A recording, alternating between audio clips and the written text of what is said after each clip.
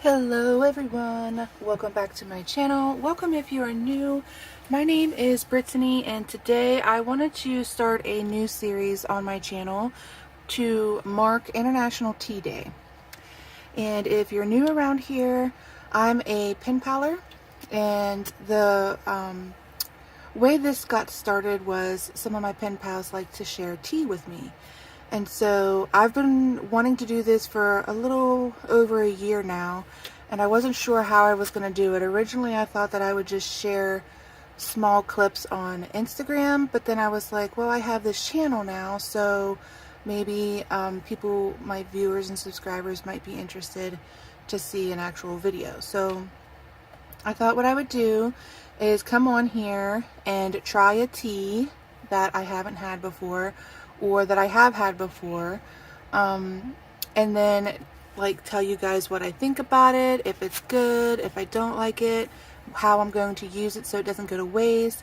And then I've always been interested in the type of little like finger foods that they make at tea parties, and I thought that this would be a good way for me to come on and try some of those, share with you the recipe that I used to make them, and then talk about like what worked versus what didn't work, to just kind of like brainstorm a little tea party. And then of course share with you my mug collection, because I do collect mugs.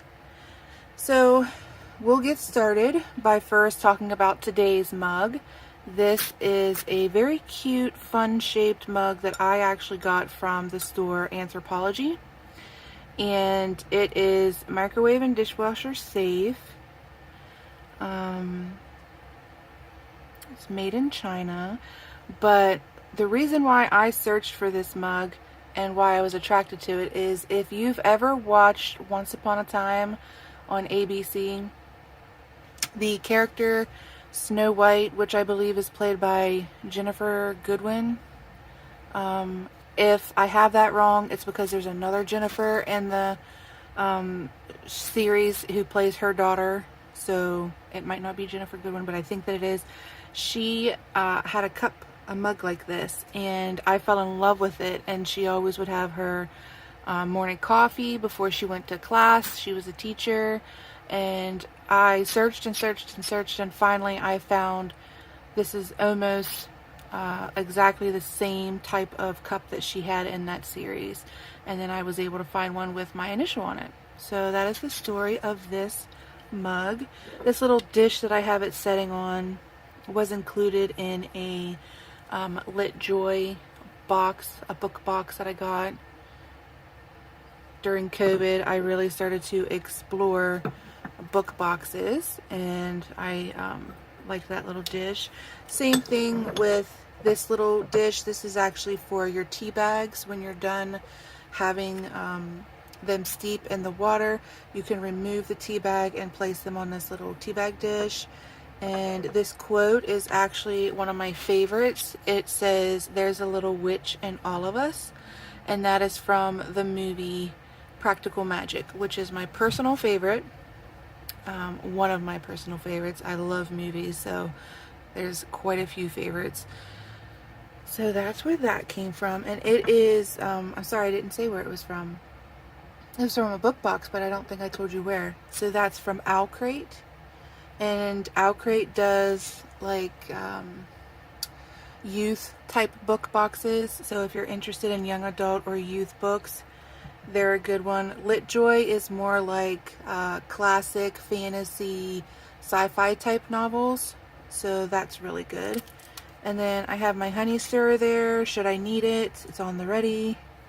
And then even my teapot, let me move this out of the way here. Even my teapot is from a book box. I don't know if you guys can see this. That's just a little trivet, rubber trivet feet sliding on the wood. But this little teapot was in the Bridgerton book box from Lit Joy. So all of my tea stuff, not like all of it, but all of today's is from book boxes. So I'm just gonna get my tea started. And the tea that I'm choosing to talk about today is the Harney and Sons Coronation tea, from when King Charles took over, I should say. And these are sachets. So just get one to try. Sometimes tea takes, you know, more than one, but we'll go with it just to try it. Just unstick that. I usually put the little tag under the handle if I can to keep it in place, or I'll like loop it like that. It just kind of like holds it in place. Then I'll very carefully, because this is very warm, get our water going here. Hopefully the steam doesn't fog up the camera. I didn't really think about that. I should have, but alright, that looks good. And while that steeps, I will talk to you about today's pastry. One thing I wanted to mention about that teapot that I really like is it's clear, which is my first clear teapot. In an upcoming episode, it's going to come in handy because I have a tea that when you put it in the water, it blooms. It's like a flower, it opens up. So we're going to use that teapot for that also. I do have other teapots though, so if you're interested in seeing those, stick around because they'll make an appearance at some point. Now, today's pastry isn't necessarily a new one for me. I have made this several times. It's one of my favorite morning pastries, and it's basically a blueberry cream cheese puff pastry. It's kind of like a spin on a Danish, and there's a couple different ways that you can make it. I'll list the ingredients and how I do it in the description box of this video, but let me move this stuff aside for a second. I will just kind of like roughly sketch this out for you. I have some space here. So when you get your puff pastry, I use the Frozen from Frozen. It's usually folded in threes. So just imagine you have a rectangle and it's folded like that. Those are your folds. So what I do to make this pastry at this size is I cut it this way, horizontally, and then I cut it in the middle vertically. And that's how you get those big pastry cuts. However, you can also cut it on the folds. So if you wanted to cut it here and here and then do it the same way going the opposite direction, then you would have 9 squares to work with versus 4. And the reason why I switched, because I used to do it that way where you got 9 little pastry squares, is because my husband and I, we would always have 1 or 2. And so I just decided that I was going to make them larger, and then that way we could have 1 and put the rest in the fridge. And these are extremely delicious cold, in my opinion. Not great for my journey with my blood glucose, but anyways, have to be doing some working out after this. Oh, and please excuse any background noise. We do have some construction going outside today, so just bear with me on that. So when you cut your pastry, let's say you did it, you do it the way that I did. Okay, so you have your 4 little squares.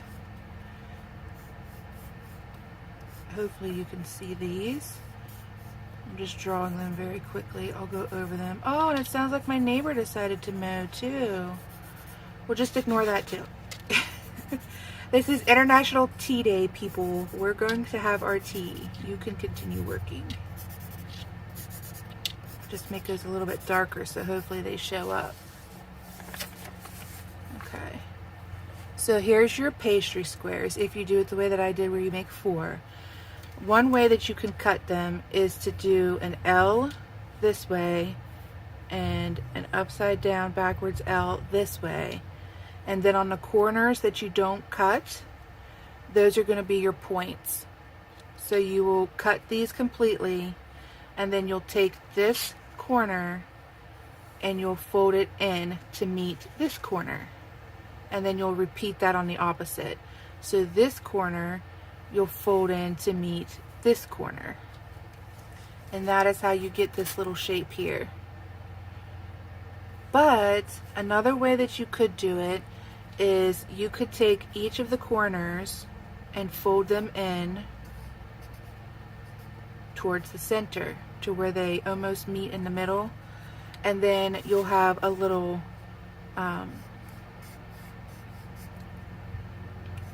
curved pastry,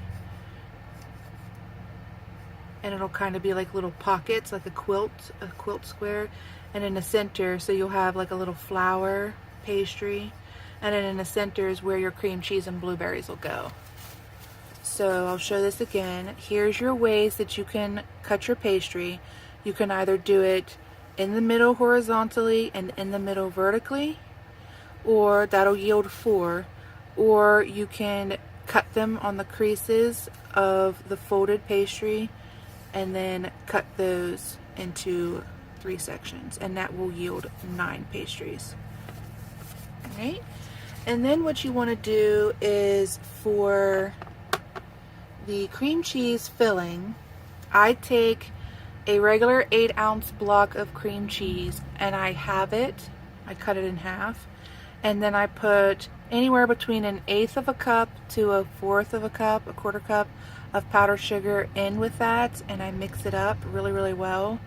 And then I put some lemon juice in it to give it like an off-white color, and also to counter the sweetness of the powdered sugar.